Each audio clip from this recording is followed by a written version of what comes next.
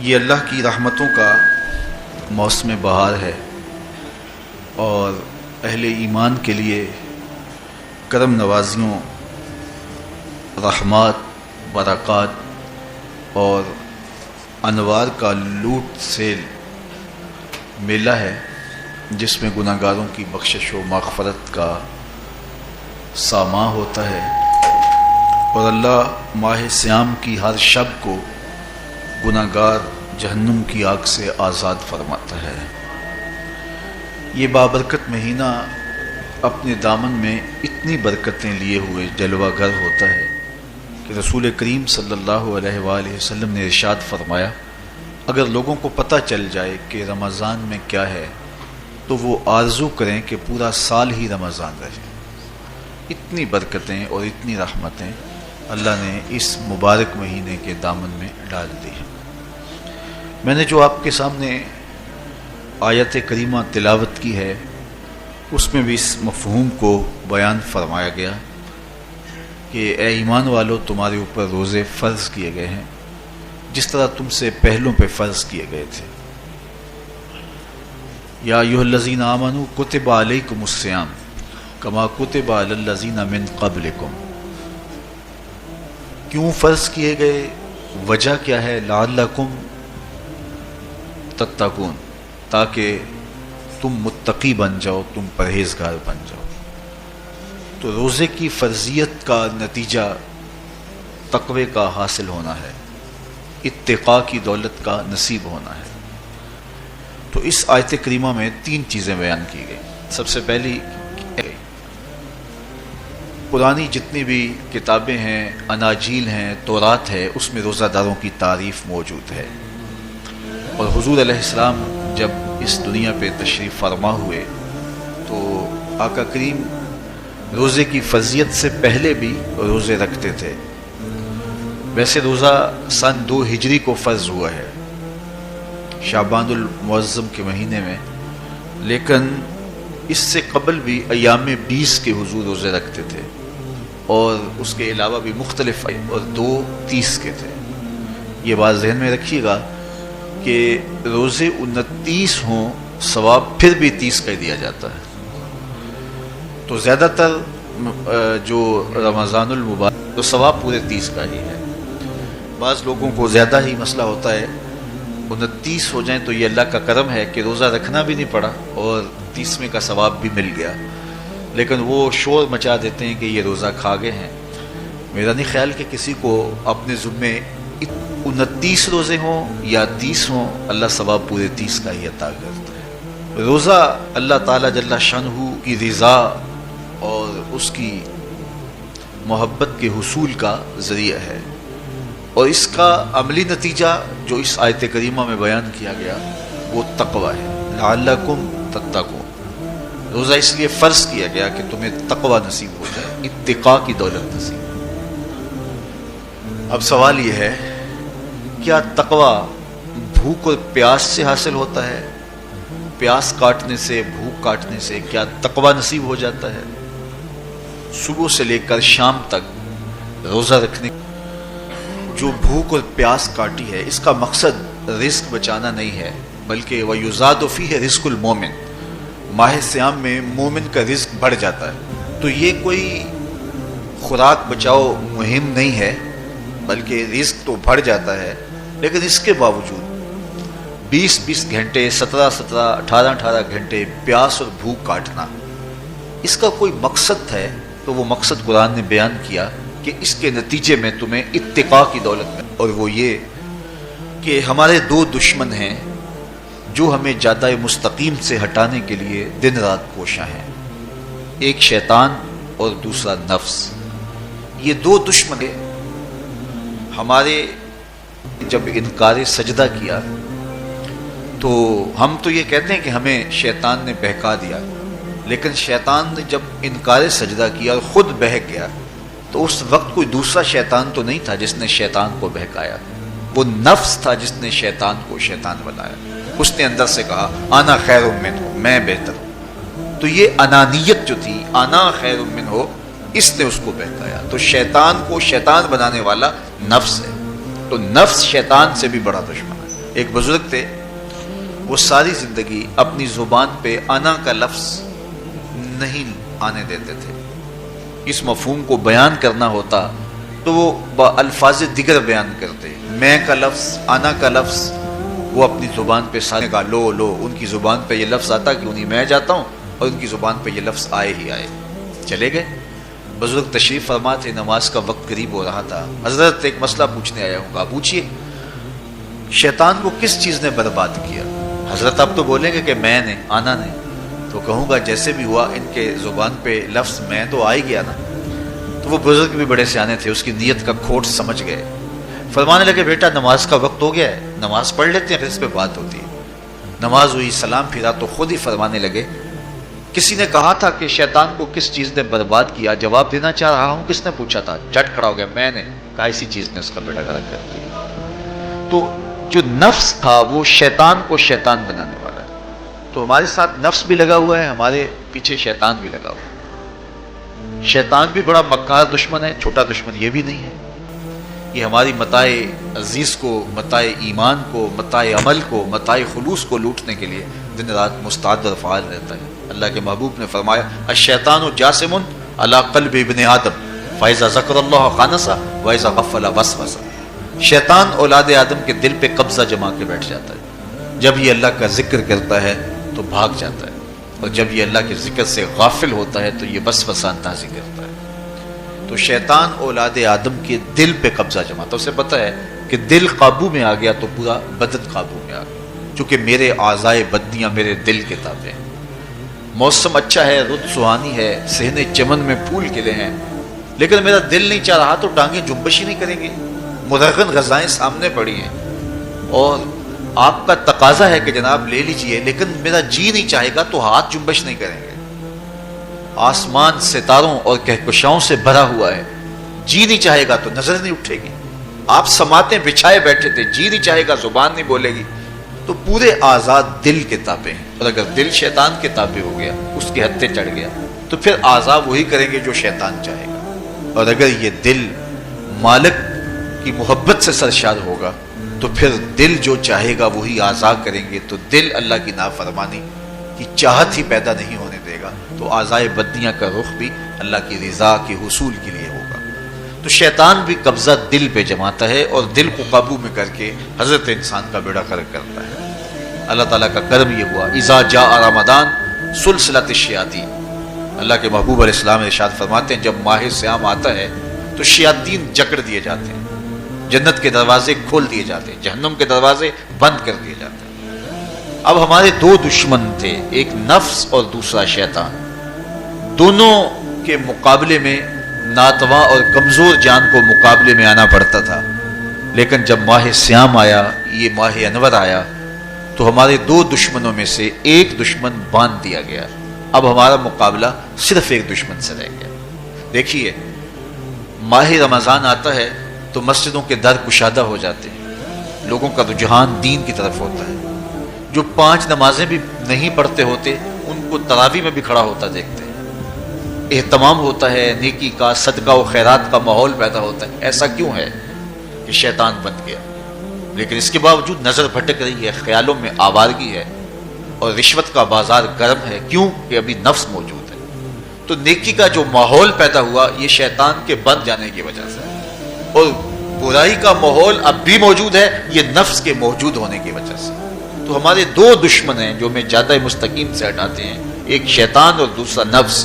اب جب ماہ صیام آیا تو شیطان باندھ دیا گیا. اب ہمارا مقابلہ صرف نفس سے ہے، اور یہ نفس شیطان سے بھی بڑا دشمن ہے. شیطان کو شیطان بنانے والا نفس، اور وہ ہمارے ساتھ جڑا ہوا ہے. ماہ صیام میں شیطان تو بند گیا لیکن نفس نہیں بندھا. اب ہمیں اپنے نفس کو کمزور کر کے اور اپنی فتح حاصل کرنی ہے اور تقوی کی منزل کو پانا ہے. اب شیطان تو اللہ نے باندھ دیا، اب نفس کو کیسے باندھے؟ تو آئیے نفس کی بندش کیسے ہوگی یہ کسی ایکسپرٹ سے پوچھیں گے کہ یہ کیسے اس کو باندھیں گے، اس کو کیسے قابو میں کریں گے. تو کسی ایسے شخص سے پوچھیں جو اس شعبے کا ماہر ہو. تو علامہ اقبال کے مرشد ملا جلال الدین رومی علیہ رحمہ کہتے ہیں آؤ تمہیں میں ایک معالج کا پتہ دیتا ہوں جو تمہیں اس بیماری کا علاج بتائے گا اور اس کی بندش کے طریقے بتائے گا۔ شیخ رومی علیہ رحمہ فرماتے ہیں ہفت شہر عشق را اتار گشت ما ہنوز اندر خم یک کوچام۔ عشق کے 7 شہر شیخ فرید الدین اتار گھوم چکے ہیں اور میرے جیسا شخص عشق کے پہلے شہر کی پہلی گلی کے کونے پہ کھڑا ہے۔ اب اندازہ کیے کہ جن کا پتہ حضرت مولا جلال الدین رومی دے رہے ہیں وہ کس بلند مرتبے پہ فائز المرام ہے۔ فرمایا کہ وہ عشق کے 7 شہر گھوم چکے ہیں اور میں پہلے شہر کی پہلی گلی کی نکر پہ کھڑا ہوں۔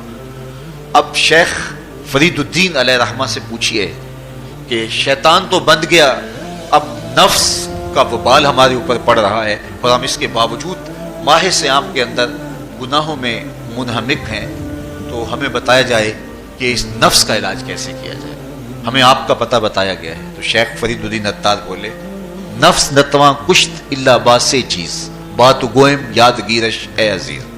نفس نہیں مرتا لیکن اگر 3 اسلحے تیرے پاس ہوں تو یہ ٹھہر بھی نہیں سکتا۔ وہ 3 اسلحے کون سے ہیں؟ خنجر خاموشی و شمشیر جو، نیزائے تنہائی و ترک ہجوم۔ خاموشی کا خنجر، بھوک کی تلوار اور تنہائی کا نیزہ، یہ 3 اسلحے ایسے ہیں اگر تو یہ لے کر کے نفس پہ ٹوٹ پڑے تو پھر نفس کا مقابلہ تیرے لیے آسان ہوگا۔ خنجر خاموشی، خاموشی کا خنجر، اللہ کے محبوب علیہ السلام نے فرمایا من صامت نجا، جو خاموش ہو گیا وہ نجات پا گیا، کیونکہ انسان کی زندگی کی زیادہ آفتیں اس کی زبان کی وجہ سے۔ آپ اپنے گناہوں کا اور میں اپنے گناہوں کا اگر احتساب کروں تو ہمیں سب سے زیادہ گناہ زبان کے ملیں گے۔ آنکھیں بھی گناہ کرتی ہیں، ہاتھ بھی گناہ، کو شتم اور کیا کچھ زبان کے گناہ ہیں۔ اسی لیے اللہ کے محبوب نے فرمایا جو تمہارے 2 جبڑوں کے درمیان ہے یعنی زبان اور 2 ٹانگوں کے درمیان ہے تمہاری پارسائی کی جگہ، تم ان 2 چیزوں کی مجھے ضمانت دے دو، میں محمد تمہیں جنت کی ضمانت دے دیتا ہوں۔ تو انسان کے سب سے زیادہ گناہ زبان کے ہیں اور اس کی پارسائی کی جگہ کے۔ تو اس لیے میرے حضور نے فرمایا من صمت نجا، جو خاموش ہو گیا وہ نجات پا گیا۔ خنجر خاموشی، خاموشی کا خنجر نفس کشی کا ایک مؤثر ذریعہ ہے۔ اور دوسری بات بشمشیر جو، اور بھوک کی تلوار، تو بھوک سے نفس کا مقابلہ کیا جا سکتا ہے، بھوک کی تلوار سے نفس کا سر کاٹا جا سکتا ہے۔ اللہ کے محبوب کا فرمان سنیے یا معاشر الشباب من استطاع منکم الباء فلیتزوج فإنه اغض للبصر واحسن للفرج فمن لم يستطع فعليه بالصوم فإنه له وجاء۔ اے جوانوں کے گروہ، تم میں سے اگر کوئی نکاح کرنے کی طاقت رکھتا ہے تو وہ دیر نہ کرے، فی الفور نکاح کر لے، یہ نظر کا اور پارسائی کا محافظ ہے۔ لیکن اگر تم میں سے کوئی نکاح کرنے کی فی الحال پوزیشن میں نہیں ہے تو وہ کثرت کے ساتھ روزے رکھے۔ روزے قاطع شہوات ہیں، تو بھوک سے نفس کو جو ہے وہ روکا جا سکتا ہے، اس کو لگام ڈالی جا سکتا ہے۔ تیسری بات نیزائے تنہائی، تنہائی کا نیزہ، تو فرمایا گیا کہ العافیت فی العزلہ، کہ تنہائی کے اندر ہی عافیت ہے۔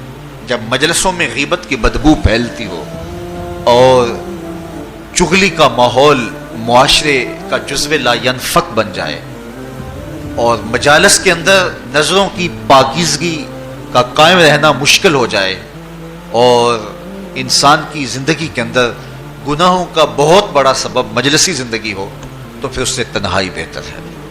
حضرت شاہ نقشبند بخاری فرماتے ہیں کہ ہمیں اپنے کاروبار میں، اپنے معاملات میں، اپنی ملازمتوں میں جانے کی تلقین کی گئی تو وہاں یہ تلقین کی گئی کہ دیر سے جاؤ جلدی واپس آ جاؤ، اور مسجد میں جاتے ہوئے تلقین کی گئی کہ جلدی جاؤ اور دیر سے واپس آؤ۔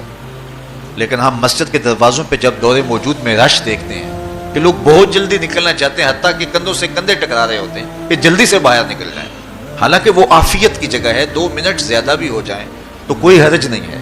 اور ایسے لوگوں کو بھی نکلنے میں جلدی کرتے ہوئے دیکھا ہے کہ لگتا تو یہ تھا کہ شاید یہ انہوں نے کسی ضروری کام پہ جانا ہے، لیکن باہر نکل کے بازار میں پھٹے پہ بیٹھے تھے اور مسجد سے نکلنے کی جلدی بہت تھی۔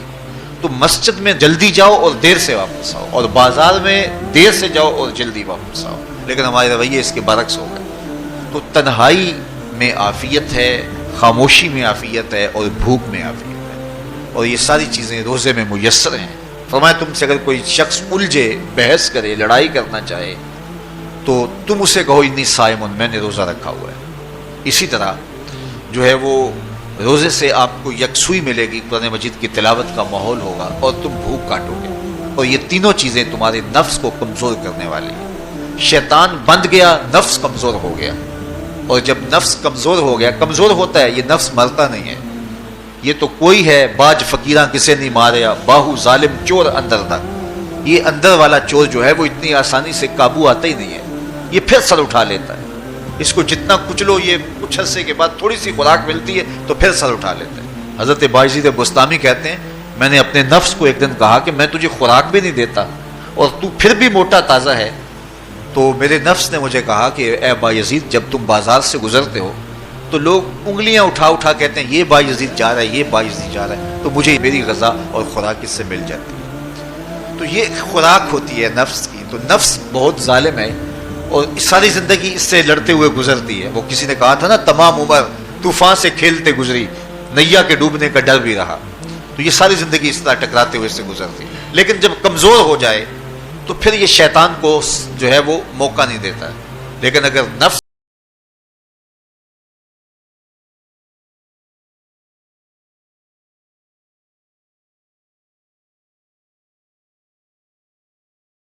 اور جھوٹے کام ترک نہیں کیے، اس کے بھوکا اور پیاسا رہنے کی اللہ کو کوئی ضرورت نہیں ہے۔ روزہ تو ایک مشق تھی، یہ تو باطن کی تطہیر کا ایک ذریعہ تھا، یہ تو من کی تہذیب کا ایک ذریعہ تھا، یہ تو نفس کی شر سے اپنے آپ کو بچانے اور شیطان کے مکر و فریب سے بچانے کا ایک ذریعہ تھا۔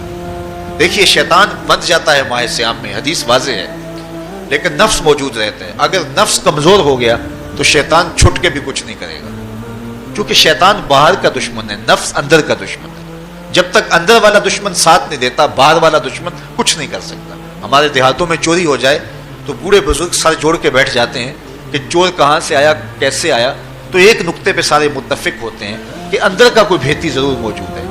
اگر اندر کا کوئی بھیتی موجود نہیں ہے تو چور باہر سے آ کے حملہ آور ہو ہی نہیں سکتا ہے۔ تو شیطان باہر کا چور ہے، نفس اندر کا بھیتی ہے، اور اگر یہ اندر والا باہر والے کا ساتھ نہ دے تو شیطان انسان پر حملہ آور ہو ہی نہیں سکتا۔ اس لیے اس کو قابو کر لیں، اس کو رام کر لیں، تاکہ شیطان چھٹنے کے باوجود بھی جو ہے وہ ہمارے اوپر حملہ آور نہ ہو سکے۔ ورنہ وہ تو پیچ و تاب کھا رہا ہے کہ یہ جو تم نمازیں پڑھتے ہو، سروں پہ ٹوپیاں تم نے پہنی ہیں اور بڑے شریف بن کے مسجد میں جا رہے ہو، ذرا چھٹ لوں عید کے دن ہی جو ہے وہ تمہارا سارا کیا دھرا برباد نہ کیا تو مجھے شیطان نہ کہنا۔ تو وہ سب کچھ برباد کر دیتا ہے اگر ہمارے نفس کی تہذیب نہیں ہوتی۔ تو یہ اللہ نے ایک ہمیں موقع دیا ہے، پورا ایک مہینہ ہے، ایک ورکشاپ ہے باطن کی تطہیر کے لیے اور ایک اندر کی پاکیزگی کے لیے ہمیں ایک موقع فراہم کیا گیا ہے، اور اس سے ہم بھرپور فائدہ حاصل کریں۔ قرآن مجید کی کثرت کے ساتھ تلاوت، صلاۃ التراویح میں شمولیت اور خاموشی کا اختیار کرنا، اور جو ہے وہ اللہ کے ذکر فکر کی طرف متوجہ رہنا اور بھوک کاٹنا، اس کا عملی نتیجہ یہ ہوگا کہ اتقاء کی دولت نصیب۔ دیکھیے ماہ صیام میں ہمیں ان کاموں سے بھی روک دیا گیا جو کہ کام جائز تھے، کھانا پینا اور جو ہے وہ اپنی منکوحہ سے جنسی تعلق، یہ تو وہ امور تھے کہ جو جائز تھے، مشروع تھے، لیکن اوقات روزہ میں ان جائز کاموں سے بھی ہمیں روک دیا گیا۔ اس فلسفے کو ہمیں سمجھنا ہوگا کہ جو کام شریعت میں جائز تھے، مشروع تھے، روزہ ان سے بھی رک جانے کا نام ہے، اور جو چیزیں شریعت میں جائز ہی نہیں ہیں، جھوٹ بولنا ہے، غیبت کرنا ہے، بد نگاہی ہے اور دیگر برے اعمال ہیں، تو یہ چیزیں تو روزہ نہ بھی ہو پھر بھی ناجائز ہیں۔ تو جو چیزیں جائز تھی روزے میں ان سے بھی منع کر دیا گیا، اور جو چیزیں ناجائز ہیں تو اگر کوئی شخص ان چیزوں سے نہیں رکتا تو پھر اس نے روزہ کیا رکھا؟ ایک بندہ بھوک کاٹتا ہے لیکن جھوٹ بولتا ہے، ایک بندہ پیاس کاٹتا ہے لیکن غیبت کرتا ہے، ایک بندہ صبح سے شام تک نہ کچھ کھاتا ہے نہ کچھ پیتا ہے لیکن رشوت لیتا ہے، پھر مجھے بتائیے اس نے روزہ کیا رکھا؟ روزہ تو ایک مشق تھی کہ جو چیزیں جائز تھی ان سے بھی منع کر دیا گیا، ان سے بھی روک دیا گیا، اور جو ناجائز تھی وہ تو پہلے ہی ناجائز تھی، روزے کے بغیر بھی ناجائز تھی۔ تو اس لیے روزہ ایک مشق ہے، ہمارے سامنے مرغن غذا موجود ہے، ہمارے پاس سامنے ٹھنڈا مشروب موجود ہے، اور ہمیں مشق کرنے کی تلقین کی گئی کہ تمہیں بھوک ہے، شدت کی پیاس ہے، لیکن صبر کر کے دکھاؤ تم نہیں لوگے، یہ تمہاری مشق ہے۔ تو پھر جو حرام ہوگا اللہ کی طرف سے ممنوع ہوگا تو اس کو تم کس طرح لوگے جب تمہاری یہ مشق ہو چکی؟ لیکن ہم اس مشق کے اندر ہی جب ان سے نہیں رکیں گے تو پھر ہمارا روزہ ہی نہیں ہوگا، پھر بھوک اور پیاس کاٹنے کے علاوہ کچھ نہیں ہوگا۔ بہت سارے روزہ دار ایسے ہیں جن کا روزہ سوائے بھوک اور پیاس کاٹنے کے کچھ نہیں ہے۔ اس لیے جن چیزوں سے اللہ نے منع کیا ہے ان سے تو رکنا ہی رکنا ہے۔ جو چیزیں مشروع ہیں ان سے وقتی طور پہ روکا گیا تو ان سے بھی روک کر کے روزے کی تکمیل کی جائے۔ اچھا، روزے میں ایک اور چیز ہے کہ ہمارے صوفیاء مراقبہ کر کے ایک دولت پاتے ہیں، اور وہ کیا کہ اللہ دیکھ رہا ہے۔ وہ مراقبے میں بیٹھ جاتے ہیں اور اس تصور میں ڈوب جاتے ہیں کہ میرا اللہ مجھے دیکھ رہا ہے، اور یہ یقین اپنے اندر اتارتے رہتے ہیں۔ اس کا نتیجہ یہ ہوتا ہے کہ پھر گناہ کرنا مشکل ہو جاتا ہے۔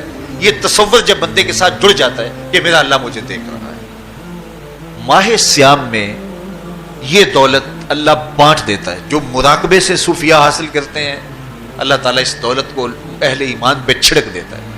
کڑکتی دھوپ، برستی گرمی، زبان کانٹا، ہونٹ خشک، ٹھنڈا پانی دستیاب، دروازہ مقفل، کوئی دیکھنے والا بھی نہیں ہے، لیکن بندہ ایک گھونٹ بھی نہیں پیتا، وضو کرتے بھی احتیاط کرتا ہے کوئی قطرہ حلق سے نیچے نہ اتر جائے، کیوں کہ میرا اللہ مجھے دیکھ رہا ہے۔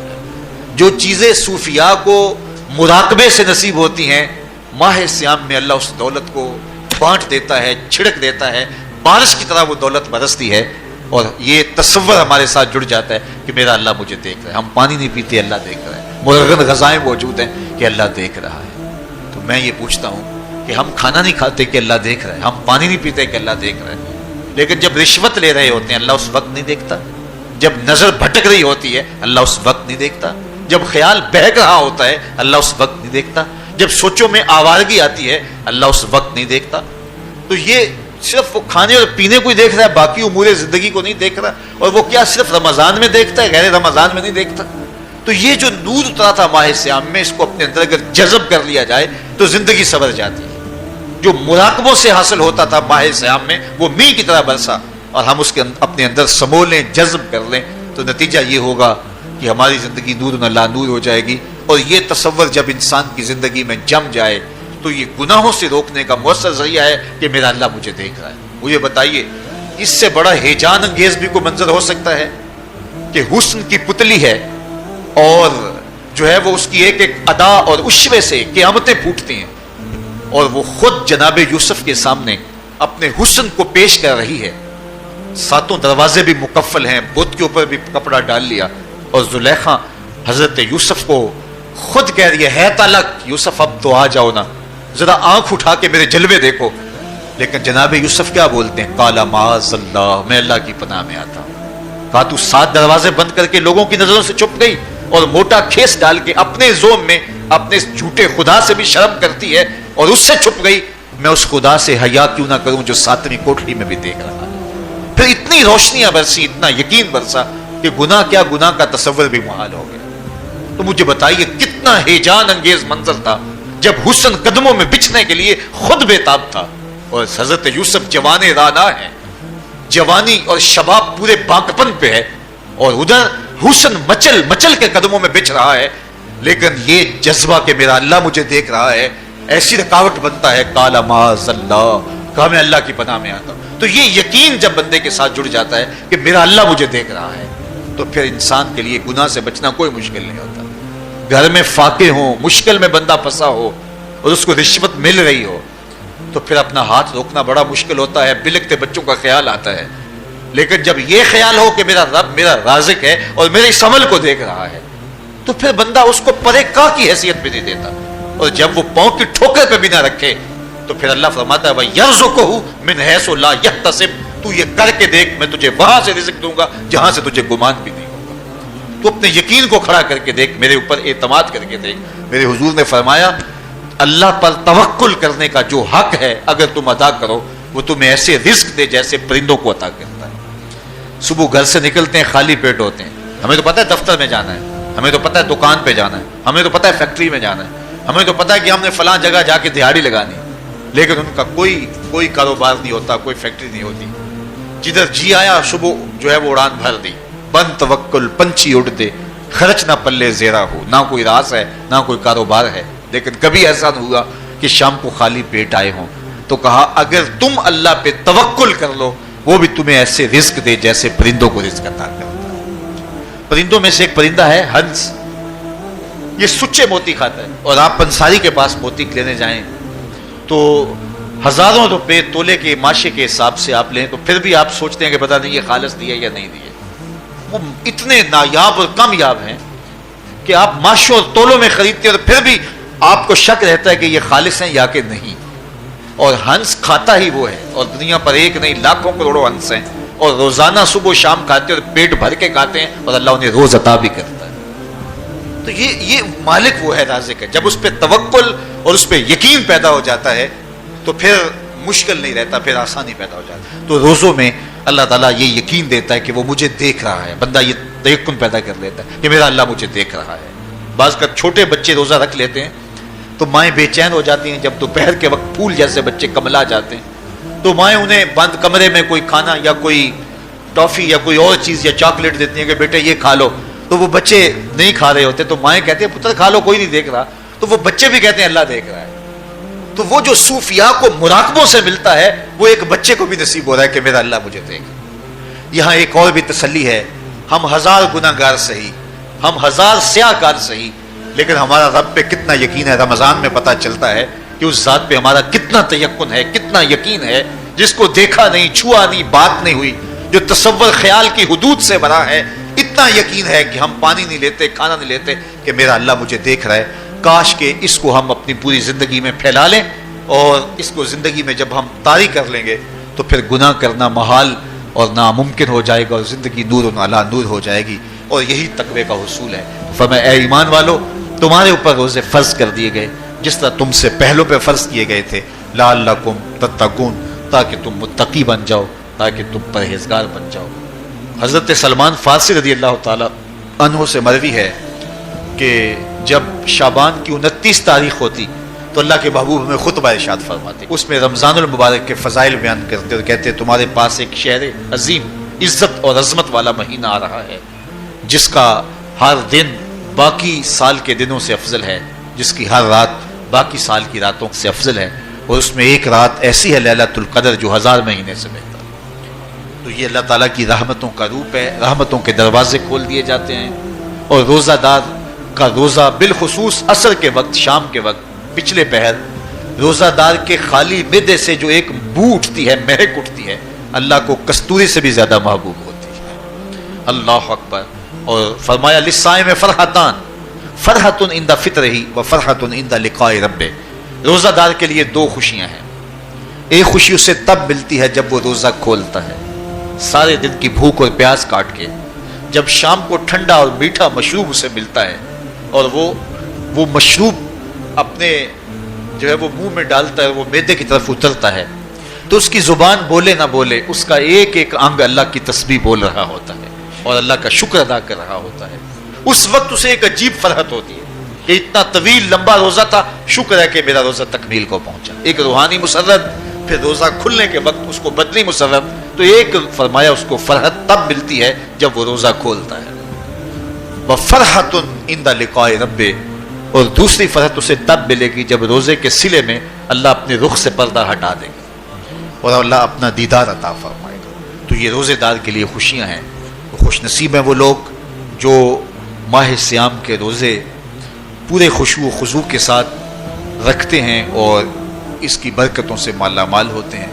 ورنہ بعض لوگ میں نے ایسے بھی دیکھے ہیں، وہ چھوٹی چھوٹی بیماریوں کا بہانہ بنا کے روزہ ترک کر دیتے ہیں اور انہیں حوصلہ ہی نہیں پڑتا روزہ رکھنے کا، چونکہ الصوم نصف الصبر، روزہ آدھا صبر ہے۔